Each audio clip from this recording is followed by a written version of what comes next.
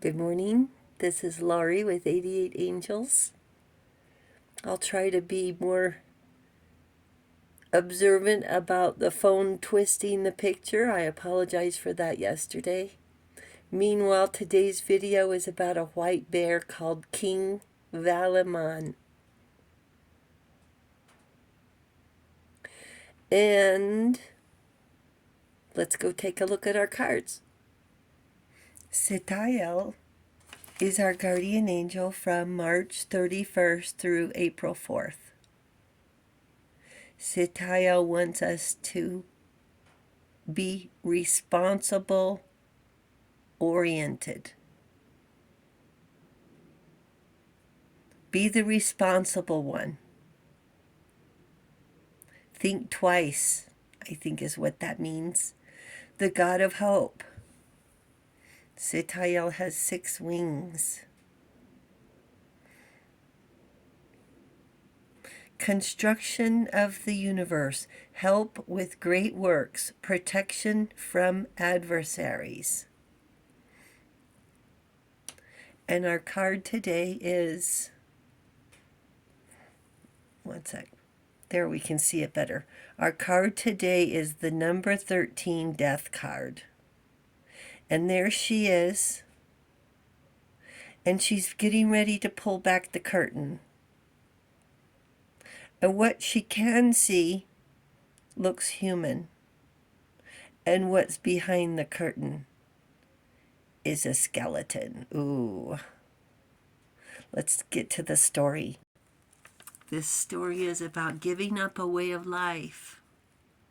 And there's no way to go back. But we're not children anymore. This story was written by Peter Christian Absorensen. He's a Norwegian collector of folklore, much like our Grimm fairy tales. Okay? And this is Norse mythology. It's called The White Bear King Valemon. It's a fairy tale. There was a king with 3 daughters. 2 were ugly, the third was soft and fair. We're thinking that looks are more important than what? Intelligence. One night, the third daughter dreamed about a golden wreath, a crown, that she just had to have. And she grew sad and stricken with grief, not having the crown. The crown is a symbol for the circle of life, the wreath, eternal life. The fair daughter set out for a walk in the woods and saw a white bear with a wreath, exactly like the one in her dream. She offered the bear to buy it. I guess the bear can talk. The bear said on one condition you could have it if he could have her. She thought her life would not be worth living without the wreath, so she consented and agreed to meet in 3 days. And he gave her the wreath and she took it home. The king was thinking how to stop the bear from taking his third daughter, so he surrounded his castle with an army.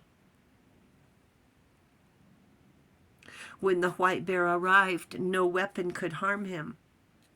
The bear tossed the army into piles.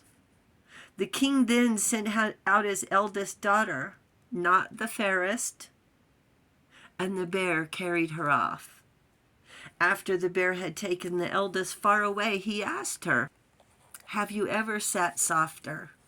Have you ever seen clearer?" She said, "Oh yes, my mother's lap was softer, and in my father's hall I could see clearer." He's like, "You're not the one." And he chased her home. The bear came back to the castle and mowed down the army like grass. The king then sent out his second eldest daughter. They must really appreciate their sister to be doing this for her. The bear took her further and farther. He asked, "Have you ever seen clearer or sat softer?" She answered, "Yes. In my father's hall I saw clearer. In my mother's lap I saw softer." Sat softer. "Oh, you're not the one," and he chased her home. The bear again came back to the castle. He attacked the king's army with vengeance. This time the king gave the bear his youngest princess. He took her further and further and farther into the woods. He asked her, "Have you ever seen softer or seen more clearer?" "No, never have I. This is the best." "Oh, you are the right one." He took her to a castle so fantastic and more elegant than her father's.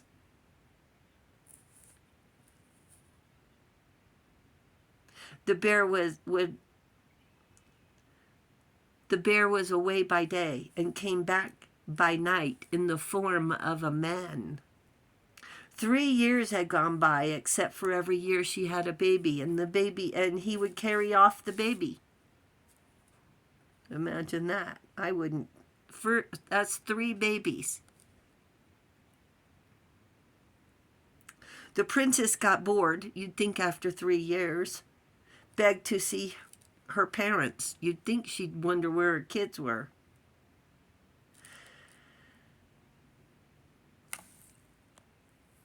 Somehow she got a glimpse of what he looked like as a man. And he got angry. 1 more month was left and the curse would have been broken. Well, maybe he should have told her. Because they were having kids, for heaven's sakes. After the princess discovered how handsome the bear was as a man, he said the curse would have been broken if she could have just waited 1 more month. Destiny was so close. Now he had to marry the witch who cursed him. So he left to marry the witch. So she followed him and came upon a hut with an old woman and a pretty girl who was playing with magic scissors. As she clipped the air, silk and satin flew about. They gave the princess the scissors. Then she came upon another hut with an old woman and a pretty girl who was playing with a magic flask where any drink one wished would pour out. They gave the flask to the princess. She kept traveling and came upon a third hut with an old woman and a pretty girl with the magic napkin where there would never be wanting of a good dinner. The fourth hut was full of children who were in need, and the princess shared her magic in exchange for her kindness. The old woman had her husband forge claws to help her climb a mountain. What is it? The mountain of life? You just got to keep trudging away. At the top of the mountain, she found the castle with her true love, where her true love was being held. The princess sat outside the castle with the magic scissors and created a gigantic pile of silk and satins. Of course, the evil witch wanted them, and she said, "I will not sell you the scissors, but in exchange for a night with the king." The old witch gave the king a sleeping potion. The next day, the princess began pouring the magic flask, which created a stream of ale and wine. "I will not sell you the flask," she told the old witch, "but in exchange for a night with the king." Again, the witch gave him a sleeping potion. The third day, the princess opened the magic napkin. Suddenly, there was enough meat and more to feed an army. The princess exchanged the napkin for a third night with the king. This time, the king did not drink the potion because he was warned by the workmen. They set a trap for the old witch. On the way out, the king and the princess picked up the 3 girls from the huts, and she got her kids back. They lived happily ever after. So she had 3 babies without being married. She's untrustworthy. She's willing to throw her sisters under the bus. Thinking soft and fair means honest and with integrity. And looks aren't everything. She's not honest, and she's certainly not the smartest. You'd think 2 or 3 months she'd be bored, not 3 years. Follow your dream. But she pretty much used everyone she came in contact with. She doesn't take responsibility for her own actions. Well, I guess by the end of the story, she finally came around with getting to the top of the mountain, and was altruistic when she helped the woman with the kids who needed to be fed in the 4th hut. The moral of the story, we need to rely on other people to get through life, but we have to choose carefully. She just jumps in. This is based on the polar bear in Norse mythology to help people overcome obstacles and be flexible. This was a crazy story about death, wasn't it? Angels say your heart tells the truth. Follow your heart. Thank you, angels. Thank you, little white bear. And what's this? Oh, that's the backyard. And here's a beautiful flower to warm your heart. You guys are great. Thank you, angels. Thank you, viewers and subscribers. And thank you so much for hitting the subscribe button. You guys are awesome. I hope you guys have beauty in your life. And I'll talk to you soon. I love you. Bye.